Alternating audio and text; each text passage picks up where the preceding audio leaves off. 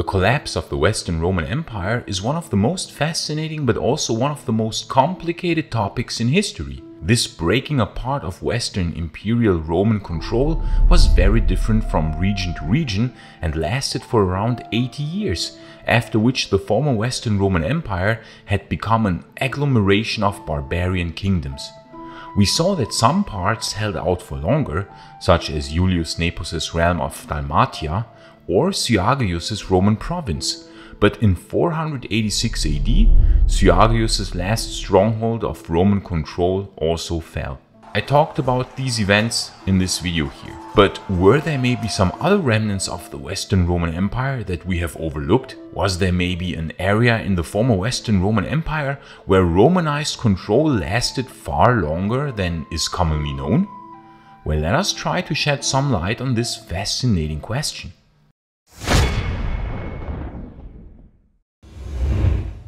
When the Western Roman Empire fell, it didn't really fall, it was more like a slow dissolution.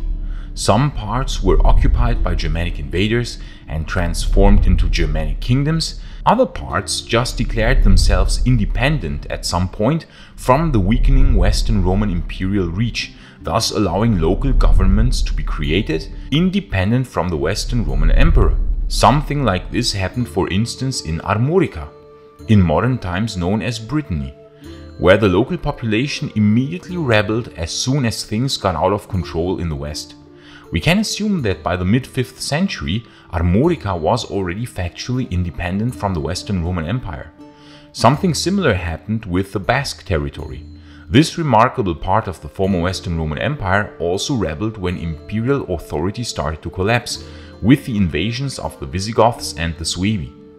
However, both the Armoricans and the Basques quickly regressed from the Roman living standards and Roman cultural influence. The Roman urbanization, offices and infrastructure quickly fell apart in the following centuries in these regions, and so Romanized culture came to an end quite soon after the end of the Western Roman Empire.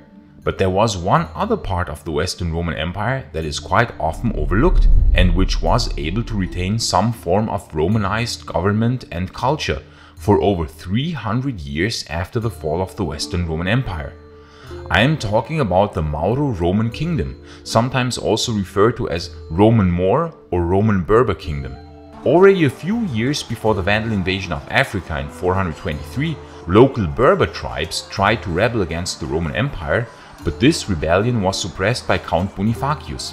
In 429 then, the Vandals and the Alani crossed from Hispania into Africa, as we have discussed in this video here. The Berber tribes supported them, thus ending Western Roman rule in Africa by 439. They then used this chance to form their own independent kingdom with the capital city Altava. Now, why would this be any different from other parts of the Western Roman Empire that were incorporated into the Germanic kingdoms? Because here, interestingly, the Berbers had already long been Romanized, and when imperial command collapsed, basically nothing changed. There was a cultural and ethnic continuity where Roman customs and culture continued as if nothing had happened. Instead of a faraway emperor with his local prefects, now Berbers ruled, but apart from that, nothing changed for the Romanized population.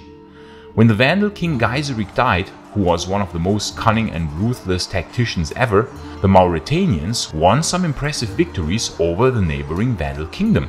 Under King Masuna, this realm gained even more prominence. Masuna titled himself Rex Gentium Maurorum et Romanorum, king of the Maori and Roman people. This reminds us of Syagrius, who was called Rex Romanorum, king of the Romans, by the surrounding Germanic tribes. However, there were also other Berber kingdoms established in the area as Vandal control weakened, as for instance the Numidian kingdom of Aris. A ruler of this Romano-Numidian kingdom called Masties even gave himself the title Emperor of the Romans and Moors, holding this title for an impressively long 40 years. However, of course, this title was not accepted by the Eastern Roman court at Constantinople.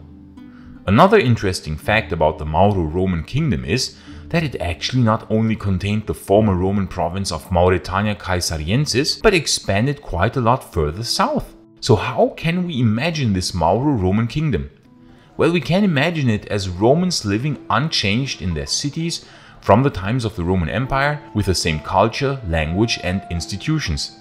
The Roman administrative and judicial apparatus was still functioning, and we can assume that the Berber rulers even appointed Roman officials. The military was made up of Berber tribes controlled by tribal leaders. We can imagine this akin to the realm of Odoacer and later Theodoric, who reigned over entirely Roman people, maintaining the Roman governing apparatus, Roman culture and customs unchanged, while maintaining military control through their Germanic warriors. Interestingly, the Berber rulers continued using Roman titles themselves, such as Dux or Rex, showing how Romanized they were. And if you are a Rome nerd like me, and chances are pretty high that you are if you are watching this video, then you might be interested in the incredible rings and other Roman accessories which the SPQR Shop is building. And now you can even order the one and only Maiorianus channel ring in order to honor the great Emperor Majorian, to whose memory I dedicated this channel. As you can see, it is wonderfully handcrafted, and you can see the incredible amount of detail and craftsmanship that the amazing people from SPQR Shop invested into this ring. And you can order one in bronze and even silver. I wonder what Majorian would say to that, could he see that his memory still shines brightly 1562 years after his death. This is a must for every true Majorian fan, and of course, as a nice side effect, it would greatly help this channel in order to spread the word about the heroes of the late Roman Empire. I put the link to their shop in the video description and into the pinned comment, and with this link you can get a 10% rebate on every purchase if you type in the rebate code Maiorianus. So go and check out their assortment, it's really quite incredible. So back to the former Roman province of Africa. When the Eastern Roman Empire began the reconquest of the lost western provinces of the Roman Empire in 533 AD, the Mauro-Roman kingdom allied itself with the Eastern Roman Empire because they still continued to see themselves as Romans, and so as subjects of the Roman Emperor in Constantinople. When the Vandal Kingdom was reincorporated into the Roman Empire in 534, the Mauro-Roman kingdom still continued as a separate political entity. King Masuna died in 535 AD, and after him a few more kings reigned this Romanized Berber kingdom. The last recorded king was Garmul, who, contrary to his predecessor Masuna, was not on friendly terms with the Roman Empire. He even raided aggressively into the territory of Roman Africa.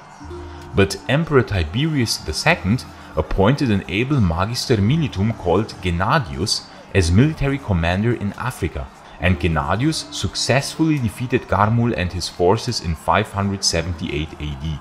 In that year, a large part of the Mauro-Roman kingdom was reincorporated into the Roman Empire, and the rest of the territory split into several smaller Romano-Berber kingdoms. Now, even though the Mauro-Roman kingdom as a political entity came to an end, the Romanized population was quite similar to the times when the Western emperors still ruled over these lands. We can assume that many of the old Roman institutions had still survived, and the Roman cities might still have looked very Roman. The dry desert climate conserves structures better than the humid and cold climates of Europe, and some of the best preserved Roman cities can still be found today in dry desert climates. The Roman city of Duga, for instance, is an excellent example of a very well preserved Roman city in the province of Africa. We can assume that the cities themselves and the Roman infrastructure were in a surprisingly good shape when the area was reincorporated into the Roman Empire.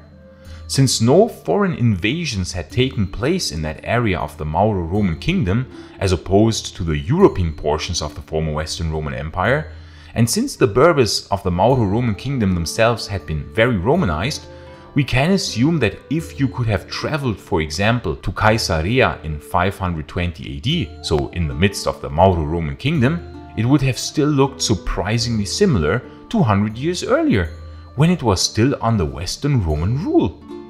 Most of the imperial Roman buildings would have still been intact, and since the Berbers were Christians, they felt a strong cultural connection to the Christianized Romans. The former Western Roman province of Africa was then part of the Exarchate of Africa, governed by the exarchs, who were basically the direct representatives of the Roman emperor in Constantinople. The last Magister Militum per Africam, the very Gennadius who had defeated Garmul, was made the first exarch of this newly established Exarchate of Africa. And this province of the resurgent Roman Empire remained again under Roman rule for well over 100 years, until, as we all know, the Muslim conquest began. It was in 698 AD that the Battle of Carthage took place. The Romans had sent envoys to the Berber tribes and even to the Visigoths and to the Franks, calling for help against the Muslim invasion. Interestingly, the Visigothic king Witiza sent a small force of 500 warriors for the defense of Carthage.